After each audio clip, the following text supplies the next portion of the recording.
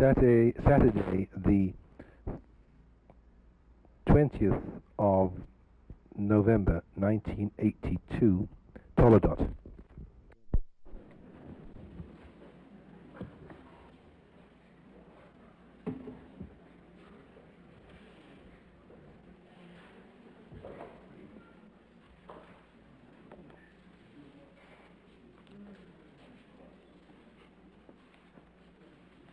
Anybody else like a chumash? Please raise your hand if you don't have one. I'd like you all to follow the text.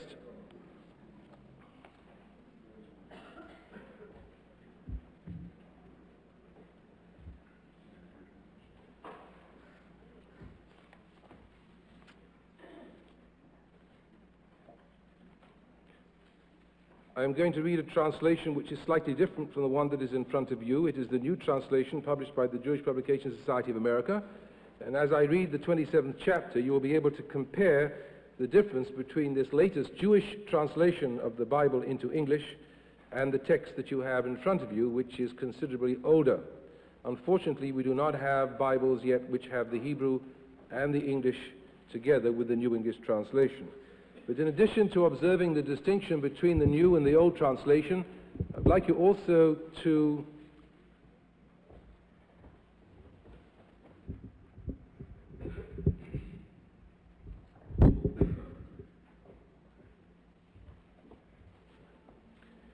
follow the storyline. It's a well-known story. I don't know when you last read it sentence by sentence. And I ask you to help me discuss this story, to understand it. I would only ask you that you read it with as much attention as you would give the New York Times. That might seem rather odd, but the fact is that because something is in the Bible, people tend to tune out of it. Tune in, young man. Can it? Okay. And so I would like you to try, just for the purposes of study this morning, try to forget that this is a synagogue, if that is possible, and to try to forget that we're reading from the Bible. We might get more mileage out of this text if we do not approach it with the usual presuppositions. At least that is the basis on which we will first approach this text. What would you do if somebody gave you this today in a completely different context? How would you react to this family constellation? Or perhaps I should put it a different way. Imagine that you are a marriage guidance counselor, and the family that is being described in this case history were to come in front. You all have fantasies about me being marriage guidance counselors, I'm sure. It's an attempt to master one's own marital problems. It's a kind of a fantasy that one can do for others that one cannot do for oneself. So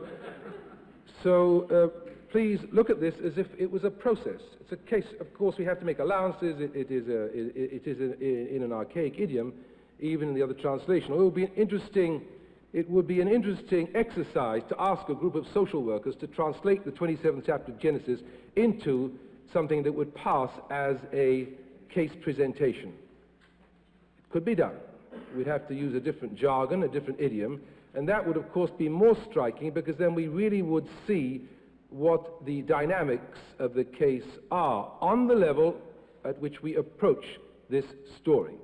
I don't have to tell you that any work of art in general, and the Bible in particular, is multi-leveled and multi-dimensional. We can only work on one level at a time, but we will have to approach other levels. So we are dealing with only one level, the most obvious level, what we in Jewish interpretive tradition call the pshat, the literal level.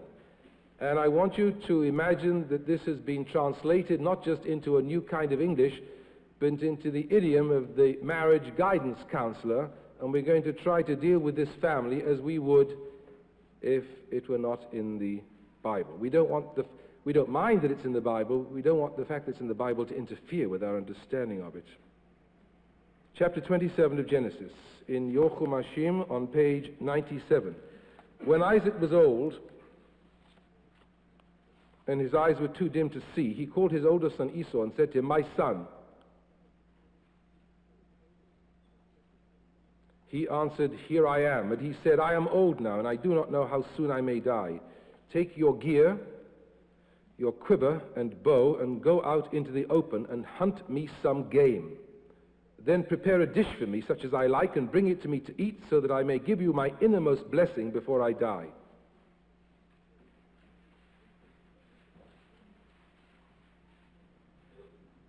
Rebekah had been listening as Isaac spoke to his son Esau. When Esau had gone out into the open to hunt game to bring home, Rebekah said to her son Jacob, I overheard your father speaking to your brother Esau, saying, bring me some game and prepare a dish for me to eat that I may bless you with the Lord's approval before I die. Now, my son, listen carefully as I instruct you. Go to the flock and fetch me 2 choice kids, and I will make of them a dish for your father such as he likes. Then take it to your father to eat, in order that he may bless you before he dies.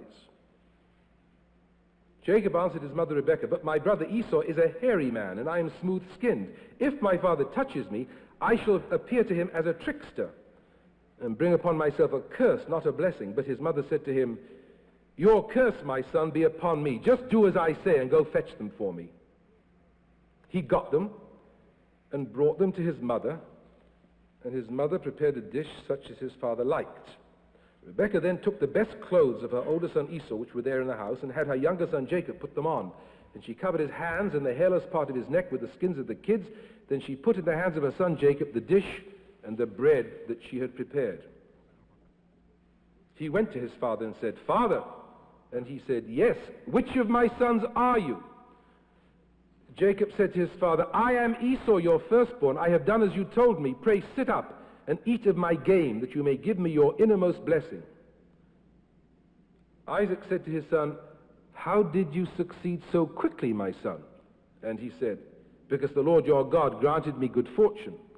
Isaac said to Jacob, come closer that I may feel you, my son, whether you are really my son Esau or not. So Jacob drew close to his father Isaac, who felt him and wondered. The voice is the voice of Jacob, yet the hands are the hands of Esau. He did not recognize him because his hands were hairy like those of his brother Esau. And so he blessed him. He asked, are you really my son Esau? And when he said, I am, he said, serve me, and let me eat of my son's game, that I may give you my innermost blessing. So he served him, and he ate, and he brought him wine, and he drank. Then his father Isaac said to him, come close and kiss me, my son. And he went up and kissed him. And he smelled his clothes, and he blessed him, saying, the smell of my son is like the smell of the fields that the Lord has blessed. May God give you of the dew of heaven and the fat of the earth, abundance of new grain and wine. Let peoples serve you, and nations bow to you. Be master over your brothers, and let your mother's sons bow to you. Cursed be they who curse you, blessed they who bless you. No sooner had Jacob left the presence of his father Isaac, after Isaac had finished blessing Jacob, than his brother Esau came back from his hunt. He too prepared a dish and brought it to his father. And he said to his father, let my father sit up and eat of his son's game, so that you may give me your innermost blessing. His father Isaac said to him, who are you? And he said, I am your son Esau, your firstborn. Isaac was seized with very violent trembling. Who was it then, he demanded, that hunted game and brought it to me? Moreover, I ate of it before you came, and I blessed him. Now he must remain blessed. When Esau heard his father's words, he burst into wild and bitter sobbing and said to his father, bless me too, father. But he answered, your brother came with guile and took away your blessing. Esau said, was he then named Jacob that he might supplant me these 2 times? First he took away my birthright, and now he has taken away my blessing. And he added, have you not reserved a blessing for me? Isaac answered, saying to Esau, but I have made him master over you. I have given him all his brothers for servants, and sustained him with grain and wine. What then can I still do for you, my son? And Esau said to his father, have you but one blessing, father? Bless me too, father. And Esau wept aloud. And his father Isaac answered, saying to him, see, your abode shall enjoy the fat of the earth and the dew of heaven above. Yet by your sword you shall live, and you shall serve your brother. But when you grow restive, you shall break his yoke from your neck. Now Esau harbored a grudge against Jacob because of the blessing which his father had given him. And Esau said to himself, let but the mourning period of my father come, and I will kill my brother Jacob. When the words of her older son Esau were reported to Rebekah, she sent for her younger son Jacob and said to him, your brother Esau is consoling himself by planning to kill you. Now, my son, listen to me. Flee at once to Haran, to my brother Laban. Stay with him a while until your brother's fury subsides, until your brother's anger against you subsides, and he forgets what you have done to him. Then I will fetch you from there. Let me not lose you both in one day. Rebekah said to Isaac, I am disgusted with my life because of the Hittite women. If Jacob marries a Hittite woman like these from among the native women, what good will life be to me? Now, I want to make two brief comments on this. First of all, the word Yaakov, it may not have been too clear to you, verse 35, but he answered, your brother came with guile, took your blessing. Esau said, was he then named Jacob that he might supplant me? The fact is, the word Yaakov, from which the word Jacob comes from a root in Hebrew which means to deceive, to rip off, to cheat, to dissemble. It means the heel originally, and it refers to the fact that Esau and Jacob both came from the same womb, that Esau came out first, that Jacob was holding the heel, but the word akev can mean heel, but also in a verb form it can mean to deceive. And this is what Esau is saying. He says, first of all, he stole my birthright, and now he has taken away my blessing. I assume you all remember the story of how Esau came back from hunting one day very hungry and tired, and he wanted some food which Jacob had been preparing, and he said, let me have some food, and Jacob said, but you'll have to give me your birthright for it. Which leads me to the second comment. We will not be able to understand this story if we assume that Esau could quite easily have been summoned back to the presence of Isaac, and Isaac could have said to him, Jacob could have been summoned back to the presence of Isaac, and Isaac could have said to Jacob, Jacob, you naughty boy, you and your mother ripped Esau off. I'm going to smack you on your rear end, and I'm going to take away the blessing from you, and that will be that. Okay, I mean, you could take it back. After all, if he'd given him his car, he could take it back. If he'd given him a set of Encyclopedia Judaica, he could have taken it back. If he'd have given him a ticket to go to the south of France, he could have taken it back, or stopped a check, or done anything. Why was it that the blessing could not be taken back? To understand this, we have to understand the idiom of the era in which this was conceived. The ancient world in general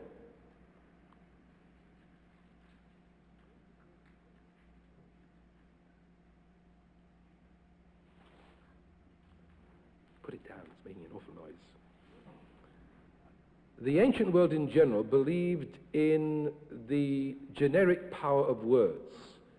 In the oldest Mesopotamian myths that we have, to give something a name is equivalent to creating it.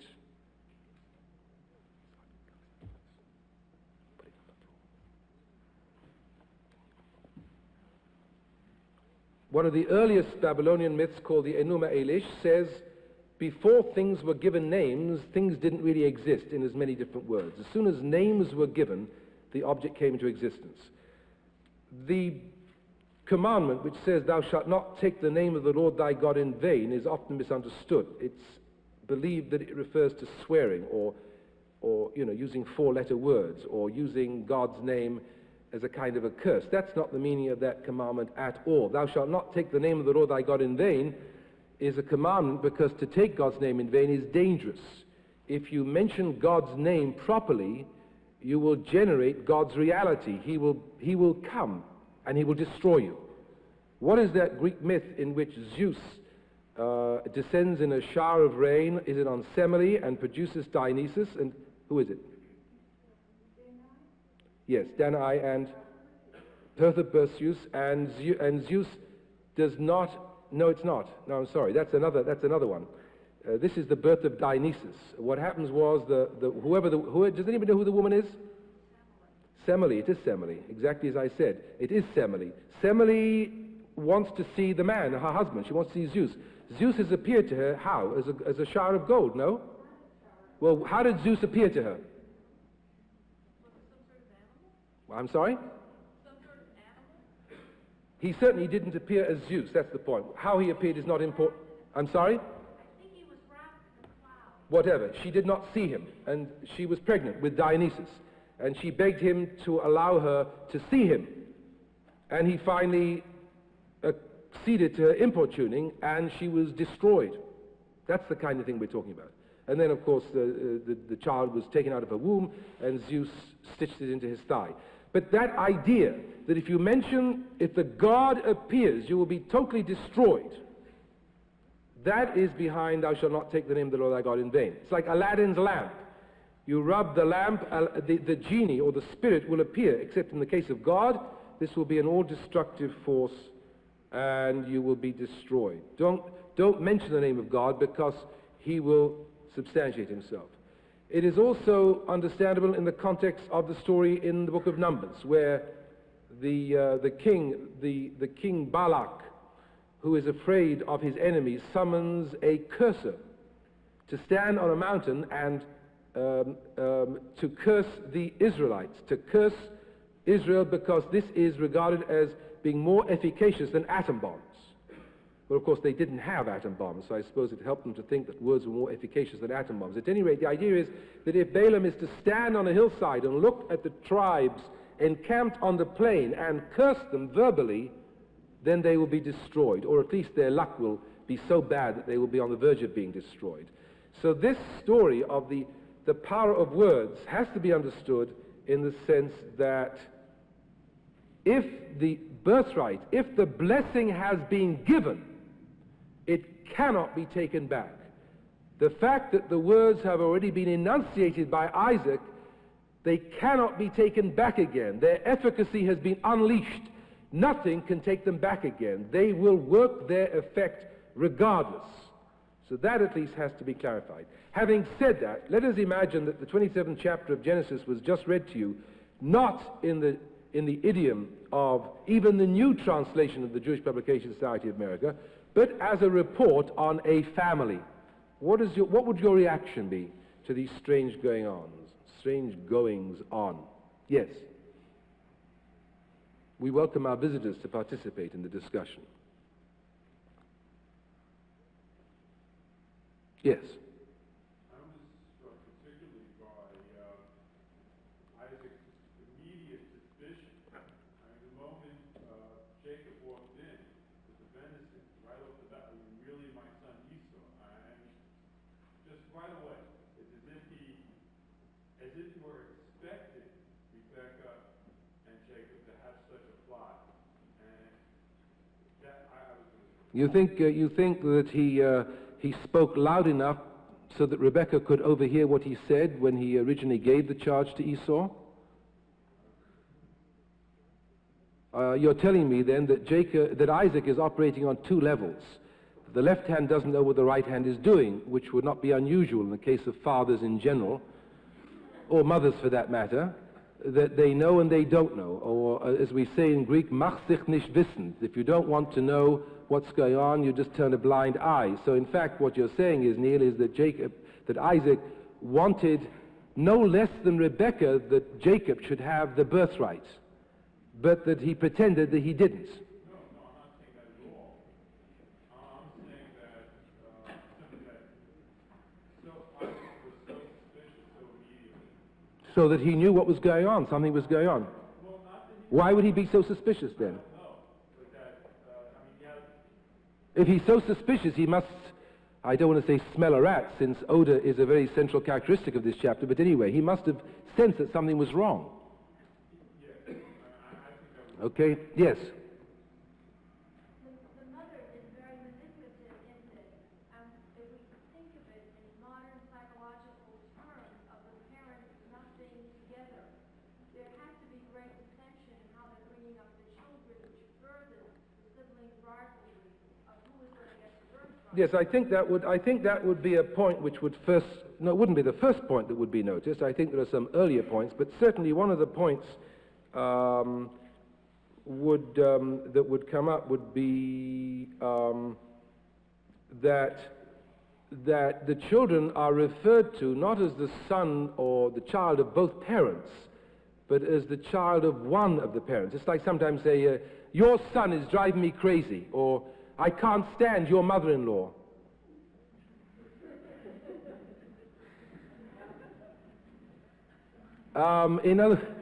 In other words, she keeps on saying, my son Jacob, my son Esau. So immediately we sense that somehow the children are used as pawns against one another, against the parents. At least there is no sense of mutuality. It's not a sense of, parents can quarrel, but when it comes to the raising of the children, there can be a basic mutuality. But here, as it were, the split is not just between Rebecca and Isaac, but with the children too. Judith? I have thought for a long time that Isaac was a Down syndrome child. Was a what? Down syndrome child. Yes. And not Judith says that she has suspected for some time that Isaac was a Down syndrome child. Would you like to identify that for the congregation who don't know what a Down syndrome child is? he's a normally docile to others. He can assert himself when he has to, but he is the kind of person that people think they can fool. And he's probably easy to fool. He is not necessarily stupid, I think, because Down syndrome children are not necessarily all that stupid. They're slow and they're docile. But he's used to being fooled. And I Well, yes, we discussed this last week. In fact, there is an article written somewhere, which the title of which is, "Was Isaac a Retarded Child?" Yes, I mentioned this in the pulpit last week. Was Isaac a retarded child? It was written by a psychiatrist. And in fact, the evidence is very heavy, namely that somebody has to find a wife for him. The criterion on one level is that the wife is kind to dumb animals. That's what Eliezer looks for on one level, which doesn't presage very much about the relationship, that she'll see to his physical needs. She'll make sure he always has breakfast, lunch, and dinner waiting for him. On the other hand, as you say, that he's not necessarily dumb, because when it comes to working for his uncle Laban, he manages to parlay a handful of animals into a lot of wealth. So he obviously has some kind of business acumen. But he does appear to be passive. He does appear to allow people to hoodwink him. And of course, and also tradition says that the Akedah, the binding of Isaac, took place when Isaac was 30 years old. And whereas one can understand how a 4 or 5-year-old child might go along with the father to the top of a mountain and get tied up and offer to have his throat slit, it seems unreasonable that the 30-year-old young man would go along passively and get himself into that kind of situation. The odds are a 30-year-old man might have certain strong feelings and at least raise some discussion. Isaac, in the biblical story, doesn't say anything, and yet tradition says that he was 30 years old. So he does sound a little dumb or retarded. I wouldn't use any particular syndrome, but I certainly think there is an element of that there. Yes.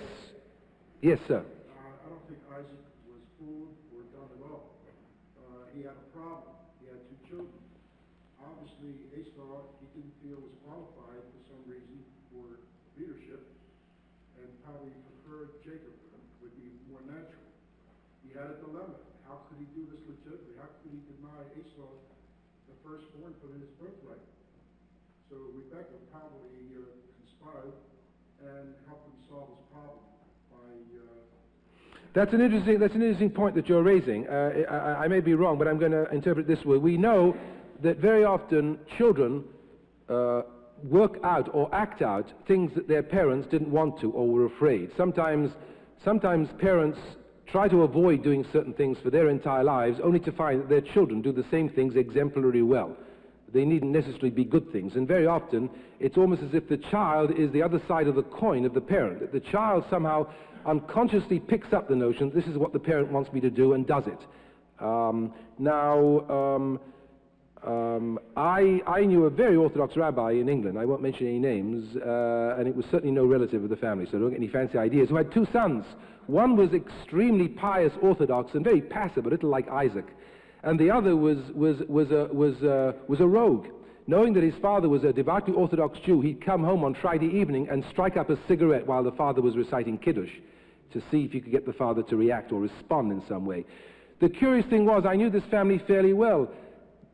Bottom line, both sons knew that the father, the Orthodox father, really respected the breakaway, the renegade, and had contempt for the one that was following in his footsteps without cavil, that somehow there was a spunky quality to the rebellion. I mean, it took a certain amount of chutzpah to light up a cigarette in front of your aged rabbinical father on Friday night while he's saying Kiddush. You're really asking for, and yet somehow the father felt that there was a little bit of rebellion in him that he'd always had to sit on, and somehow that boy was carrying that and enacting it for him, and he was able to experience something that he couldn't experience in himself but was being experienced through somebody else. Now, you, sir, I think are raising the question, and I agree with you, that husbands and wives can do the same thing to each other. That sometimes in the relationship between husbands and wives, a wife or a husband will act out what the other partner doesn't dare to do but would like to do, and the message is picked up. I don't want to ask for examples because, after all, we're interested in marriage counseling and not destruction right now. And sometimes it's best that things be left silent and cloaked in the decent obscurity of what is not articulated. However, it is conceivable that Isaac hasn't got the guts to stand up in front of his family and saying, look, I'm interested in a real succession. Esau, I love you, but you're a paskutniak, and you're not going to be able to keep this stuff going. All you're interested in is in hunting. I admire you, and I like you, and I'm going to leave you my books and my guns, but in terms of bottom line succession, it has to be Jacob. He couldn't do that. He didn't have the guts even to think it through. So when Rebekah is around, he talks in a loud voice so that Rebekah will hear that it's going to happen, to stop. It's like somebody says, I am going to commit suicide at 9 o'clock tomorrow morning. But of course, they've announced it, so what they're saying really, stop me, somebody. Isaac said, I'm going to give the birthright to Esau. But Rebekah can hear. They were only small houses. They were tents. If he had not wanted Rebekah to overhear, and he knows eavesdropping is a tradition of the matriarchal mothers. Sarah listens behind the tent. She overhears. They're all listening into conversation. This is I won't say it's a characteristic of the Jewish mother. We're going too far, but certainly a characteristic of the Jewish mothers, capital M, the matriarchs.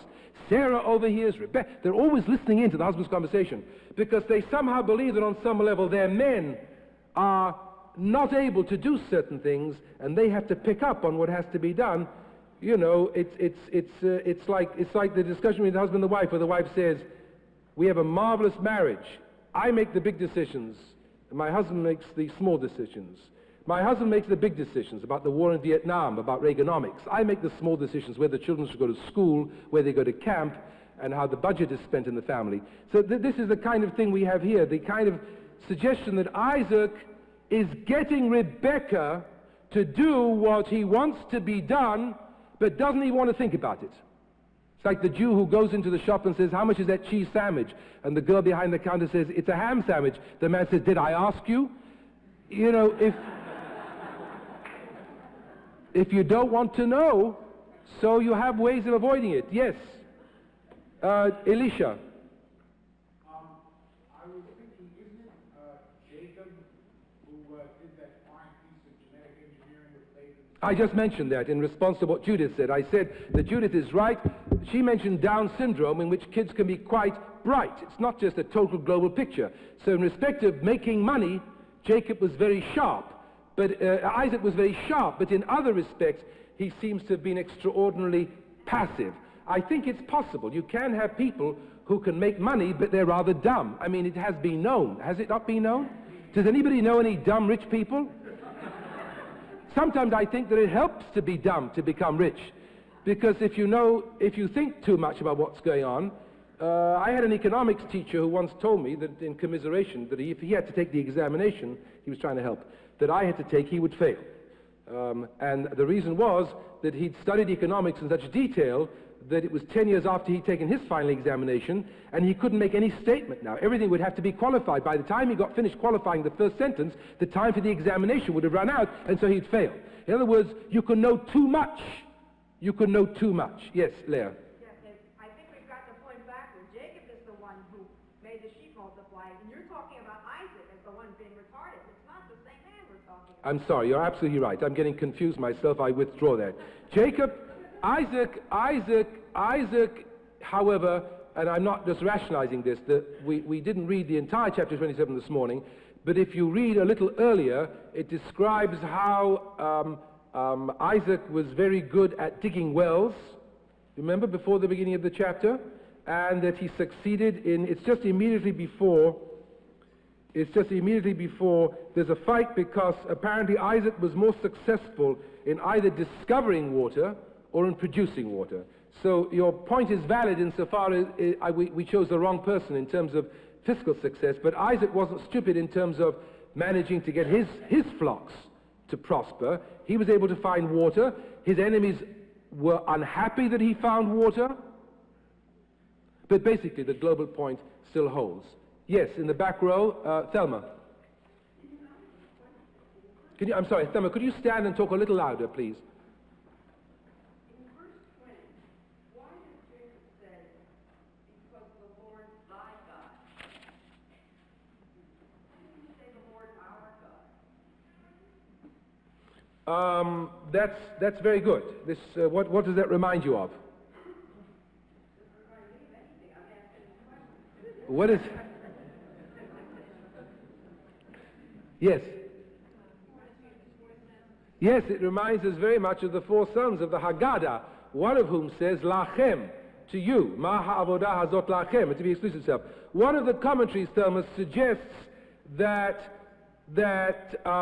Jacob is the typical goody-goody. He's always trying to say the kind of holy things that his father wants to hear, and so he answers in a way that Esau would not have answered in order to put his father's mind at rest.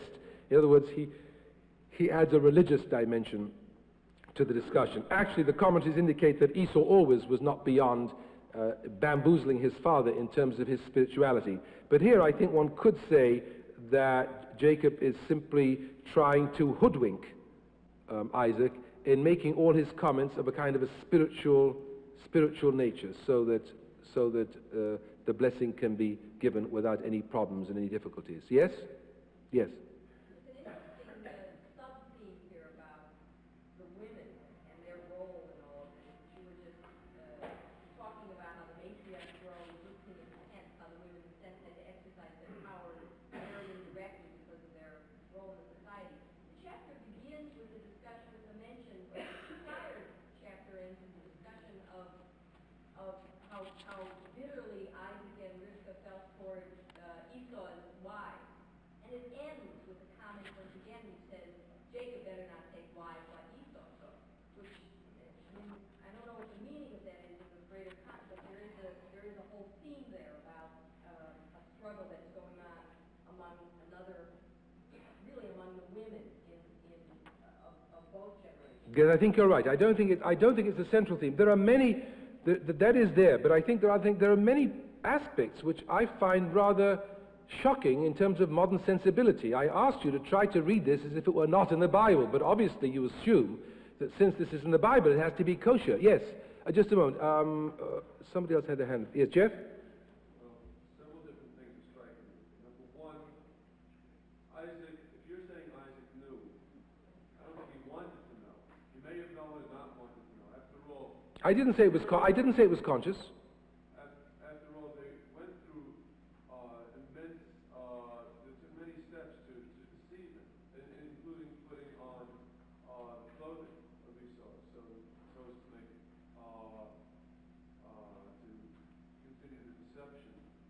Nevertheless, within the context of religion, we seem to be condoning the entire deception. There has to be something here which makes, in the end, Jacob morally superior, because we constantly refer to him, God of Abraham, Isaac. Yes, that is the point which I'm surprised that nobody else picked up on. To me, the chapter is, in terms of a 1982 sensibility, morally reprehensible. Why don't you people out there wake up? I mean, do you really accept this? This is disgusting. If people came out of the street and walked into your office and said to you, this is what's going on, you know, we got somebody to, if we translated it, of course, into a modern idiom, we can't use the business of words having efficacy because people don't believe that today, at least not to the same extent. We still believe it on some unconscious level. But on the conscious level, we'd have to find some equivalent. Can anybody think of a similar thing, an equivalent, a modern equivalent, where a father was deluded into giving the inheritance, or writing a will, for example? It would be horrendous. And you're all sitting there like a bunch of lambs and accepting it because, after all, if it's in the Bible, it's got to be okay. Just look at you. I mean, there isn't a smidgen of moral outrage here. It's an outrageous chapter from the very beginning. The fact that this man who's supposed to be concentrating on giving the innermost blessing, it's not a physical will, it's a spiritual will, and all he's worrying about is whether the slice of pizza will be hot. I mean, this business of food, it's about time he got over this. I mean, he's got to hand on the tradition, and all he's worrying about is whether he gets a 4 seasons meal. Oh boy, where have you been? I mean, think, Ruth. Well, what it sounds to me like is the fantasy of a firstborn child. The firstborn, I am a firstborn child. Don't have to apologize. Go on. The fantasy that here you had everything until your parents, your mother, and your father went and gave birth to a second child. And ever since then, it is as if they are conniving everybody to do you out of your birthright. In terms of any modern idiom, or almost any other idiom, the story of a child dressing up to deceive an aging father is a little far-fetched. Make me dinner and I'll give you a blessing is also a little far-fetched. I mean, that's something that it doesn't really and truly happen on a certain level. It's beginning to sound a little bit like Little Red Riding Hood. And I'm suggesting Right. that you really Okay. Ruth, right. Ruth, I am indebted to you, and we are all indebted to you. As a matter of fact, I have to link your comment to the comment that Carol Zabar made a few weeks ago. I don't know whether some of you remember, when we were discussing the story of Lot, how did Lot end up in this cave with his 2 daughters, both of whom on successive nights got him drunk and had a child from him? And it sounded ludicrous. And Carol got up and said, isn't this the fantasy of every little 4-year-old girl who would like to get her daddy alone in a cave? Mommy is lost already. She was turned into a pillar of salt, disappeared. Of course, the qualification there is that it's not just 1 little girl, but 2 little girls. And that sort of complicates, but the fantasy is there. And I think Ruth has made an incredibly important comment this morning. What she's saying is, we're not understanding this chapter on the level at which it should be understood, even if we are going to look at the pshat, the literal level. Because to take it literally, this old man is so preoccupied with oral considerations that as soon as he hears his children around, the first thing he can think of is a food. I mean, it was so complicated. It wasn't just like going around to Sloan's and picking up a steak. I mean, the poor fellow had to go out into the field, I mean, in danger of his life, to catch an animal with his bow and arrow. It's crazy, all in order to get the blessing. So what Ruth is saying is, why don't we see this as like Grimm's fairy tales? Once upon a time. So let's move it into a different dimension. Not the dimension of factualness, but the dimension of fairy story. And there I think we get extra mileage, because in fact, what Ruth is saying then is that a lot of these considerations are the kind of fantasy considerations which all of us who have siblings experience, and even if we don't have siblings, we can experience it about the guy next door, because the business of competition crops up under any circumstances. That is to say, there's a fantasy notion. I want everything. Once I've got everything, there'll be nothing left for him. You see, here we get to the psychological grounds of the ancient Mesopotamian belief that giving something a name generates its substantiality. After all, that isn't just an idea that these people got out of the back of their heads. The idea that word and substance are 2 sides of the same coin, that words are not simply conventional signs which have no intrinsic meaning, but which point to something else which is the real thing. As opposed to a consideration that words are substantive things in themselves, which have an organic life of their own, that is not only ancient Mesopotamian, it's the modern Yale School of Literary Criticism. You have to read people like Harold Bloom, for example, who uses Kabbalistic imagery to get some kind of a feel of how many modern critics of literature are wrestling with this notion that words somehow have a substantive reality of their own, have an organic life of their own, relate to other words with a life of their own, can be divided into pieces and with overtones, and can have subcategories, all of which have a substantive value, as opposed to the more classical Hellenistic Christian perspective that reality is beyond language. Language points So that the crucial difference between Judaism and Christianity is that for Christianity, I do not speak of the Christianity as a religion. I speak of Christianity as a category of thinking. For Christianity, words must become flesh for them to have any kind of real significance, because in themselves they are meaningless. They point to something else. Whereas for Jew, the central act is interpretation. In Christianity, or in the category of mind, which is Christianity, incarnation is important. For the Jewish category of thinking, interpretation becomes important. So we accept that, and it's a marvelous addition to our discussion, that this is a fairy story. Once upon a time, there was an old man called Isaac who had something very, very important to give his firstborn son, but. And then we get some idea that these are indeed fantasies. However, even if this were the case, we have to acknowledge the fact that Jacob is one of the patriarchs. We pray constantly to Abraham, to Isaac, and to Jacob. And bottom line, even in a fairy story, there are fairy godmothers, and there are wicked fairies, wicked witches. And the question is, even if this is a fairy story, there is a certain moral reaction that we have to. We have a moral reaction even to fairy stories. And I'm puzzled that more of you didn't feel that there was something reprehensible in this. The way in which Isaac behaves, the way in which Rebekah and Isaac interrelate, the way in which Rebekah teams up with Jacob against Esau, is a most unmaternal approach to adopt, even in a fairy story. It's awfully destructive. Jennifer? Alan, I suspect that there's a fundamental difference between what you call a fairy story as it appears in the Bible and the fairy story as it would appear in any other source of literature. In general, fairy stories such as the medieval fairy stories, Grimm's Tales, etc., and even though I haven't read them, I suspect much of the other ancient Mesopotamian literature, you have a moral dilemma, you have like a moral outrage, and then, as in the Greek tragedies, a reaction to that outrage which sets everything right, punishes the evil, etc. But that's not really what happens in reality. And a lot of the Bible kind of turns fairy stories on their head. It takes what originates as a fairy story, but instead of giving it the otherworldly, let's right everything in the end, it says, this is what reality is, folks. Yes, this was moral outrage, but he's going to win anyway because this is what happens in the Okay, Jennifer, you are now making the bridge between the second level of interpretation that we're going to move on to right now, because I don't think... Let me say how disappointed I am.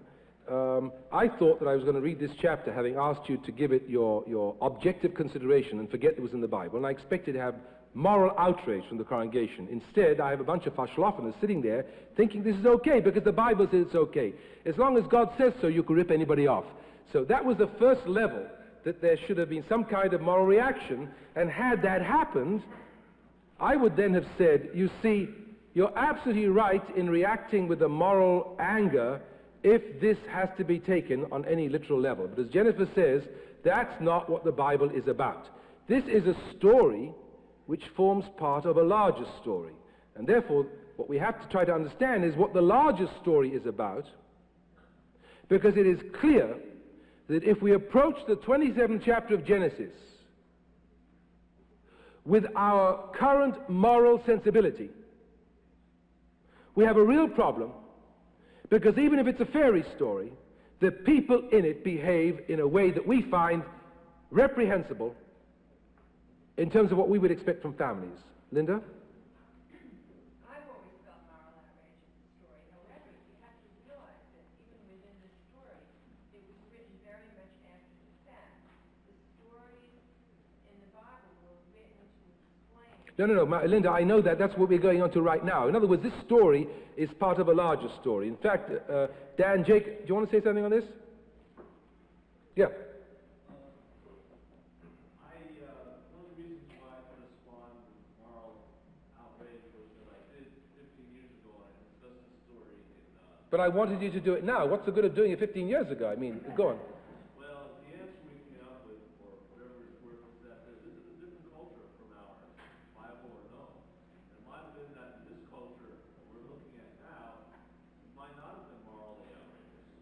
for mothers to side with sons against the father? I find that very hard to believe. Let's move on to the second level. Let me first of all, yes.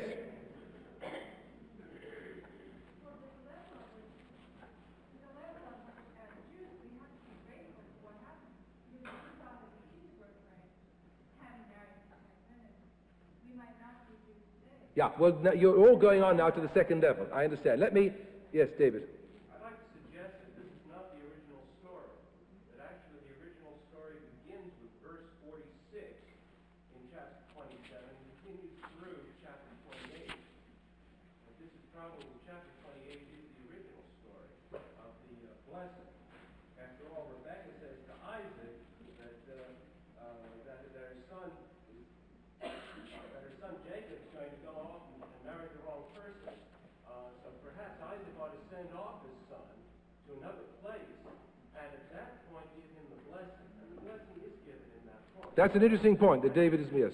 Yeah. David is making an interesting point that if you start the story back to front, we have a reason why the birthright should be given now. Not because Isaac is old, but because there's a problem of Jacob marrying the wrong woman. And therefore, let's read out the will and get them on their way, because otherwise we're going to have trouble. Let me just clarify the first level first. What I am saying, as unequivocally as I can, is that if you approach the Bible story with modern ethical sensibilities, you will get nowhere. You're barking up the wrong tree. And the evidence couldn't be more clear than in terms of our problem this morning.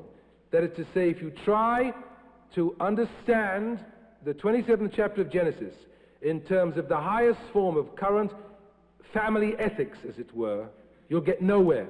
That's not, and the reason why is because that's not the tool that we are supposed, that's not the interpretive tool. Modern ethical sensibilities are not the interpretive tool with which we are supposed to approach this story. We are supposed to approach the story in terms not of this story, but of the story which includes this story. You see, Dan Jacobson just wrote a very fascinating book. It's called The Story of the Stories. The Bible consists of stories, but what we are interested is in the story, the one that's spelt with a capital S, uppercase S. And that story is a myth. That is a myth which was created by our ancestors for purposes of adaptation, as surely as the leopard spots were developed for adaptation. It was developed in order to cope with a serious and unprecedented problem in Jewish life, namely the loss of collective political power. This is a myth that arises from impotence. And that is why the story of the stories, not just the little stories, but the big story, the overarching story, the template story, the central myth, always gives its succession not to the older and the stronger, but to the younger and the weaker. Wherever there is succession in the Bible, it is always the younger and the weaker against what we would regard as ethical propriety that receives the blessing. Give me one more example from the Bible. There are many examples, but give me one more example from the Bible of how it is the youngest and the weakest who gets the blessing. Judith? Just a moment. All right, Rabbi Lewis? Just a moment. You're supposed to know. Judith isn't, so let's have Judith. Isaac and Ishmael. Isaac was not the older. Isaac was the younger. And Ishmael was the stronger. He was a Pere Adam. And yet the blessing or the succession, the line of Jewish history, the line of history, capital H, goes through Isaac. Yes. Joseph and his brothers, another example. Ephraim and Manasseh is the best example. Every Friday night in a well-ordered Jewish home, the sons are blessed with Yisimcha Elohim ki Ephraim echim nasher. And if you look at the original story at the end of the book of Genesis, not only is it quite deliberate that the blessing is taken away from the eldest, but when Joseph is on the point, when Jacob is on the point of putting his right hand on the head of the firstborn, who is Manasseh, the son, Joseph, twists his hands so that the hand will fall on the head of the younger. And we say this in Jewish homes every Friday night. And every time that prayer is recited, whether or not the people who recite it know, they are the carriers of the central myth of Jewish history, that the succession is through the weak, the impotent, and the powerless, and not through the strong and the potent. Any more examples? No. Address yourself to this because I'm in full flood. Yes.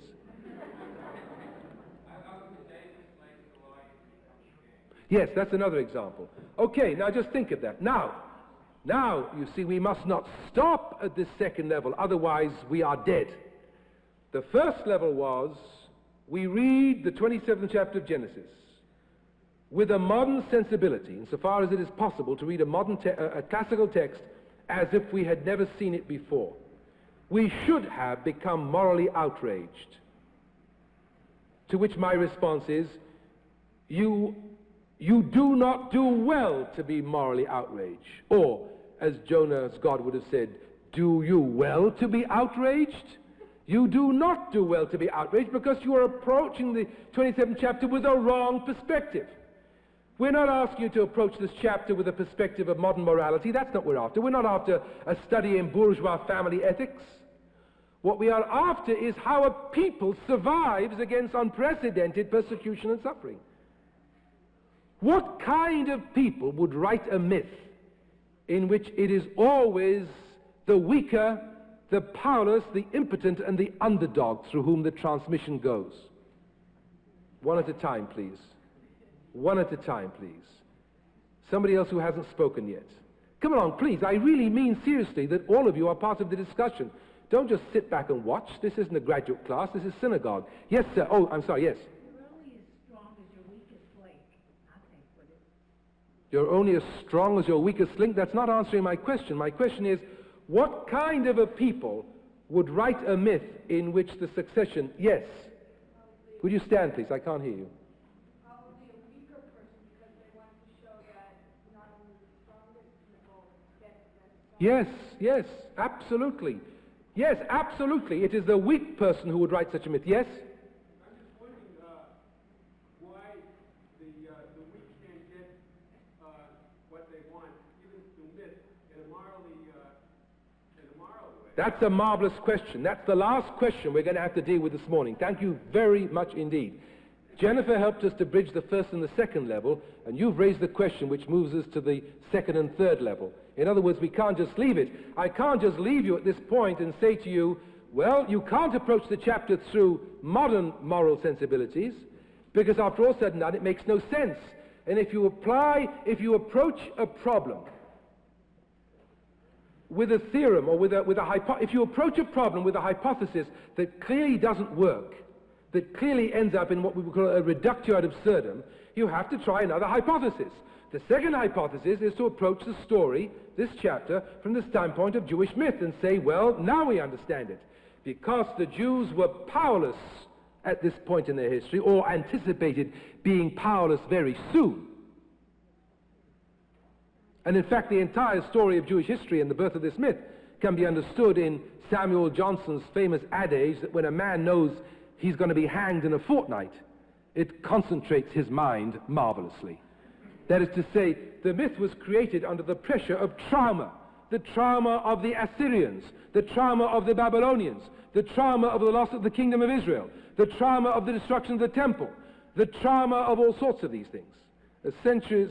Several centuries of trauma. Yes, Jeanette. Could you stand here? I can't hear you. I thought this after you talked about the food and how it was a little weird. A little weird what? About how he asked the food before he blessed. Don't you think that's a bit weird? Yeah. Well, maybe he wanted it to be sort of deal. He wanted to change the tradition into being he wanted it to be a sort of deal that if he forgives him food, then he'll give him a blessing. You like that idea? No, it's a little bit... Yeah, it's like your mother saying to you that, I'll buy you a computer if you get all A's this semester. How about that? Did she make that kind of offer? No. Yes. Leonard. Could you stand? It helps us to listen.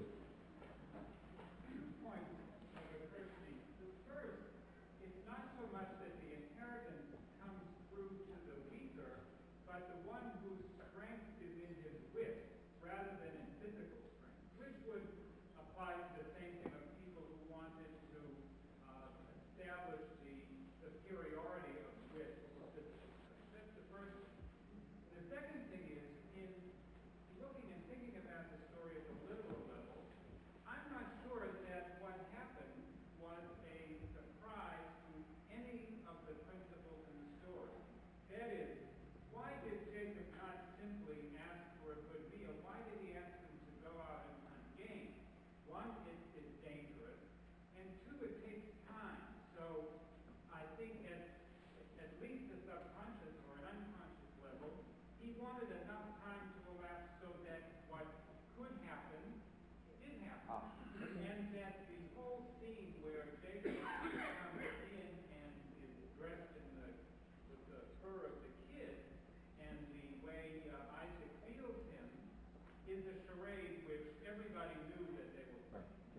Moreover, when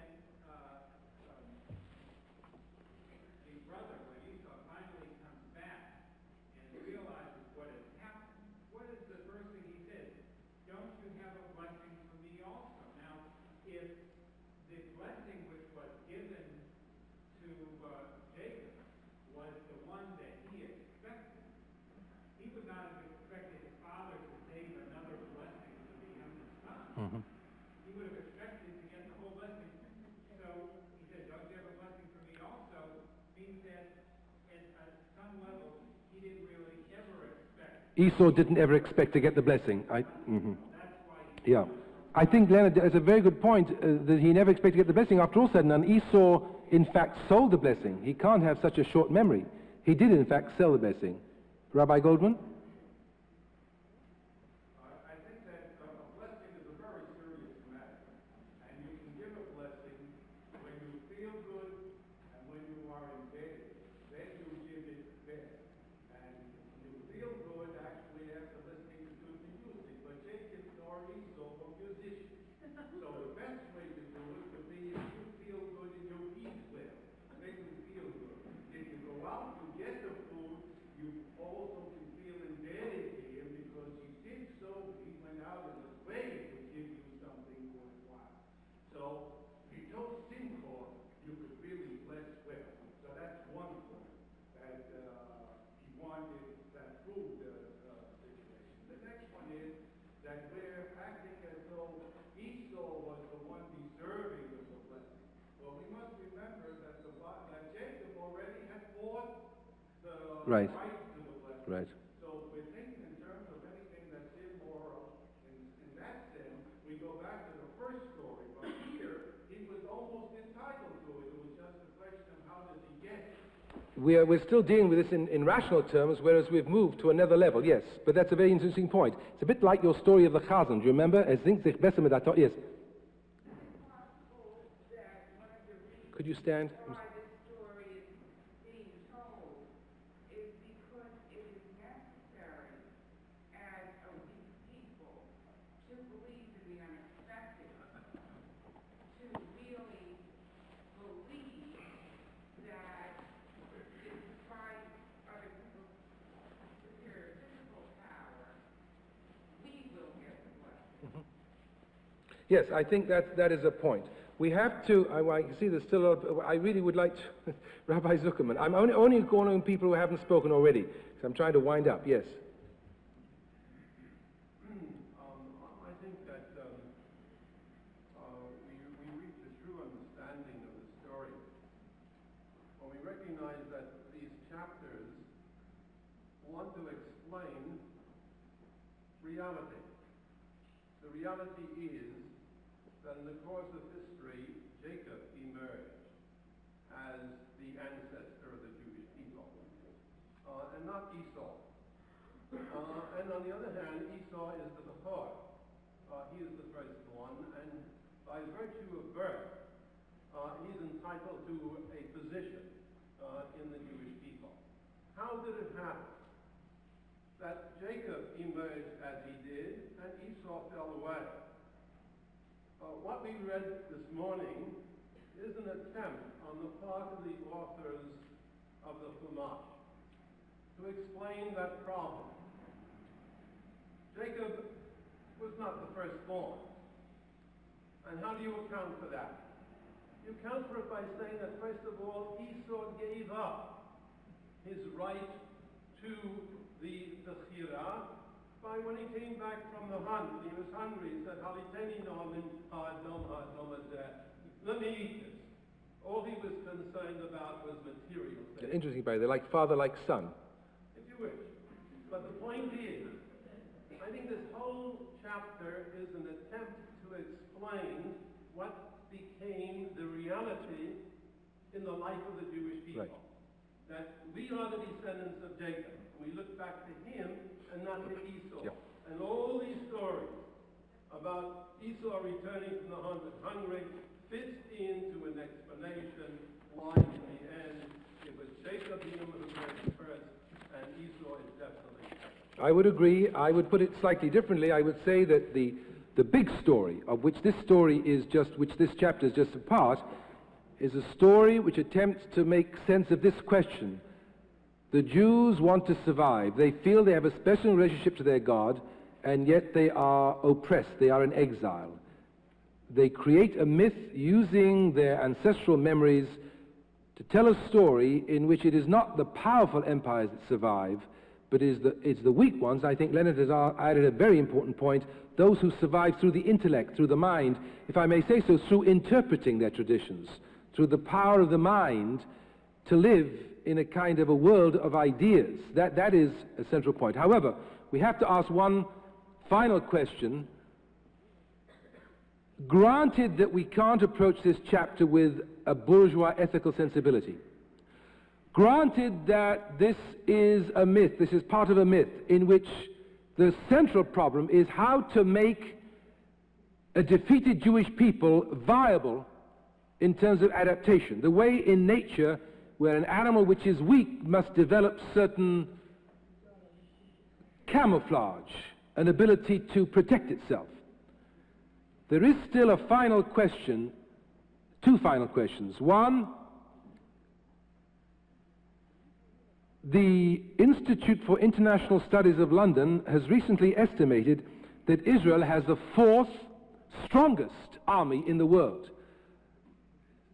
To put it very briefly, the central myth of the Jewish people apparently is no longer adaptational. I put that in a kind of a question mark because I am not convinced of either side of the equation, but I think it's important for us to know there's no answer to this problem right now.